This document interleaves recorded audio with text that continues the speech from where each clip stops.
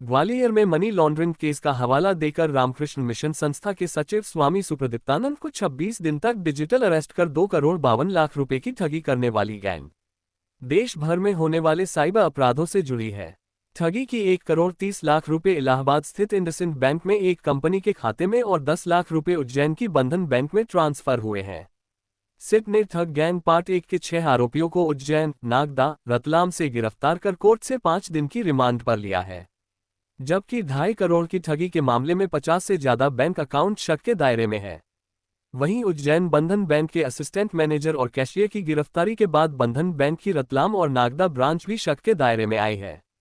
अब तक हुए खुलासे में सामने आया है कि गरीबों के बैंक अकाउंट में ठगी का पैसा पहुंचाया जाता था और यह काम कमीशन पर ठग गैंग के एजेंट करते थे।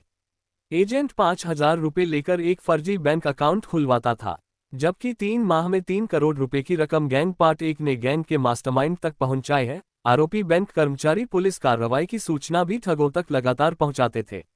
गैंग के मास्टरमाइंड का नाम भी सामने आया है, जिसका नाम उदय राज है, जो ठगी की रकम को यूएस डॉलर में डील करता है और यूएसडीटी डील कर मुद्रा को विदेशों में भेजता है। यदि मास्टरमाइंड उदय राज पुलिस के हाथ लगा तो साइबर ठगी के मामले में एक बड़ा खुलासा हो सकता है। फिलहाल एसआईटी की 2 टीम इलाहाबाद में डेरा डाले हुए हैं। एक क्राइम ब्रांच की टीम ने इस केस से संबंधित 6 आरोपियों को उज्जैन और नागदा से अरेस्ट किया है। इनको कॉम्पिटेंट कोर्ट में पेश करके रिमांड ली गई है। इनिशियल जो इन्वेस्टिगेशन है उसमें पता लगा है कि बंधन बैंक के जो असिस्टेंट मैनेजर थे और बंधन बैंक की जो कैशियर थी वो भी इस प्रकार के पूरे अपराध में लिप्त थी। फ्रॉड तरीके से अकाउंट का खुलवाना और जो धोखाधड़ी करके जो राशि आती थी उसको निकलवाने में उनकी भूमिका रहती थी।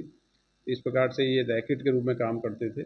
अभी अन्य अकाउंट की जानकारी मिली है जिसमें ये फ्रॉड की राशि आई है। तो ये बड़ा सेंसिटिव केस है। इसमें 8 राज्यों में पैसा ट्रांसफ़र हुआ है। तुम्हारी एसआईटी की टीमें अलग अलग स्थानों पर जा रही हैं और शीघ्र ही इसमें अन्य गिरफ्तारियां भी होंगी। जो केस यहाँ रजिस्टर्ड हुआ था उसमें 10 लाख रुपए का जो अमाउंट था वो बंधन बैंक में ट्रांसफ़र हुआ था, उससे संबंधित गिरफ्तारियां की गई।